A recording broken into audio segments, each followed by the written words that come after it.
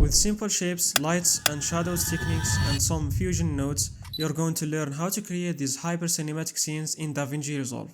Before we start, this tutorial was inspired by the Sondak Film channel, so huge thanks to them. First, the design with light and shadows. Add a fusion composition, then right click and open in a fusion page. Here, just grab a background node and connect it to the media out, like this.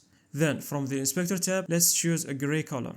Again, add another background and connect it like this. Now from here, grab an ellipse mask and connect it to the second background. Then in the ellipse settings, drag it to the bottom and from the viewer you can control the look of it. So keep playing with the position and the height and width until you get this shape. To create light and shadows, click on the background node and in the type, change it to gradient. And right away you can control the direction of the light and shadow by dragging this green line like this and changing the offset in the inspector tab to get the look that you want. For me, I want the light on top and shadow in the bottom, like this.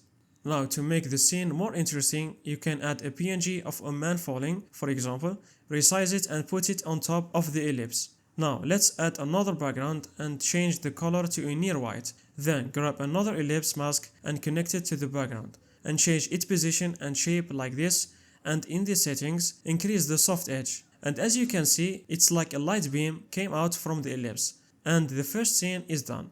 Now let's create the arch doorway.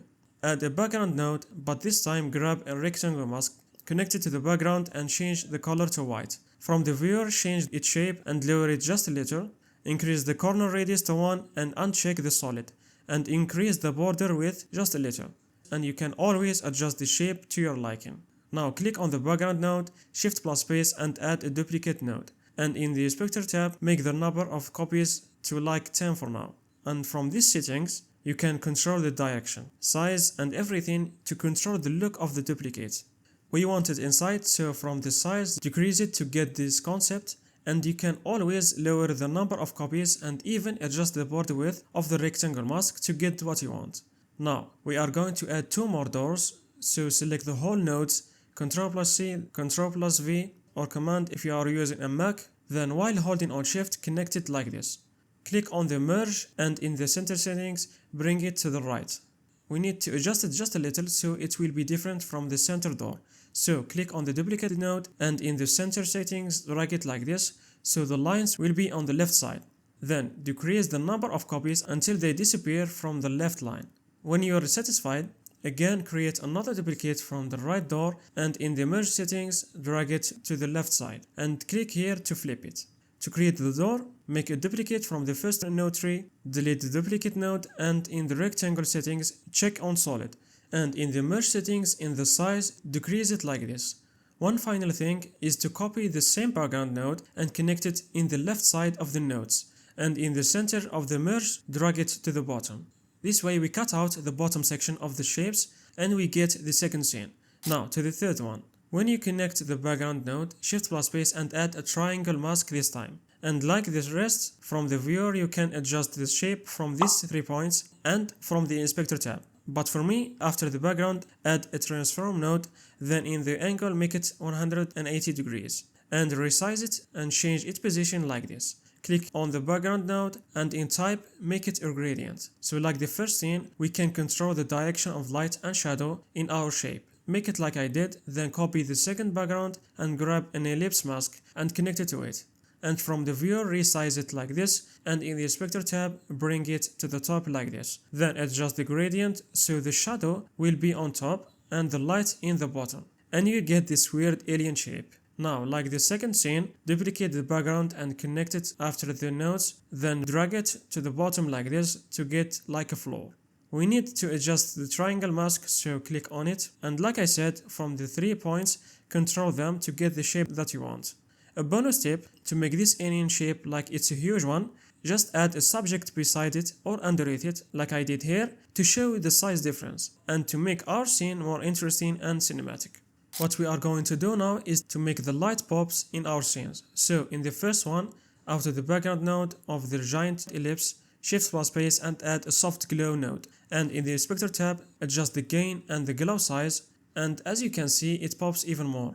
You can also copy the same glow node and paste it to the light beam and adjust it to get the look that you want. And you can see the difference that this node made to the scene.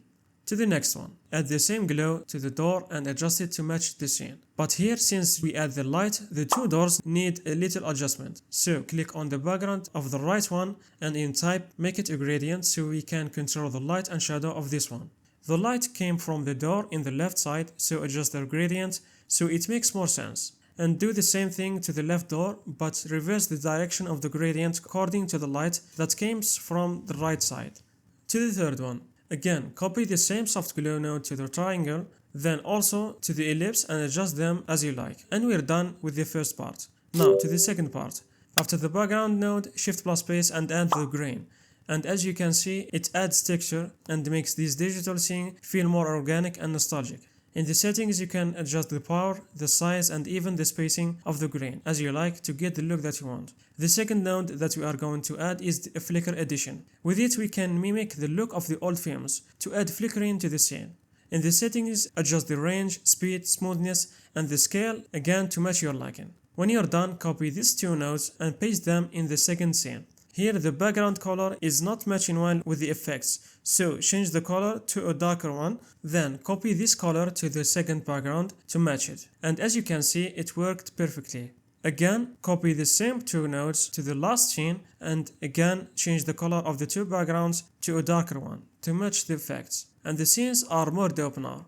I just want to give more emotion to the first scene, so click on the merge of the subject. Make sure you are in the first frame, create a keyframe in the center, then move to the last frame and create another one. For the first one, move it just a little to the top. And for the second one, lower it just a little. To make it like it's falling and it's very close to hit the bottom.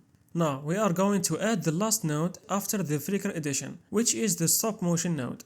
This one lowers the number of frames of the scene to add more unique visuals like in some animated movies. For example, this project is 30 FPS, and if I type 3, the result will be 10 FPS, so it divides the project frame by this number. So again, if I type 2, it's going to be 15 FPS. For me, 3 is the right number.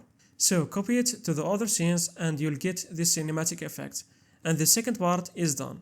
The third part is just adding some camera movement, so it will be more dynamic. But we're not going to add a transform node because there is a faster way to do it. In the edit page, click on the fusion composition and in the inspector tab, activate the dynamic zoom, which is going to allow us make a zoom without a keyframes. Here in the viewer, down here, activate this option so we can see these two boxes over here. The green box is the beginning frame of the animation and the red box is the end frame of the animation. Just click on one of the points so we can select the green box. Then drag it to the top like this so it starts there. And as you can see, we created a nice zoom to the scene without any keyframes. To the second scene, just resize it like this so it zooms out from the middle. And for the last scene, in the dynamic zoom settings, click here to swap the boxes. So we get a zoom in this time. Adjust the red box this time so it will be the last frame. And finally, as you can see, with some simple notes and settings, we created this awesome hyper cinematic scenes. If you found this helpful, make sure to check this tutorial to learn how to create some dope UI animation. Thank you for watching and I hope to see you next time.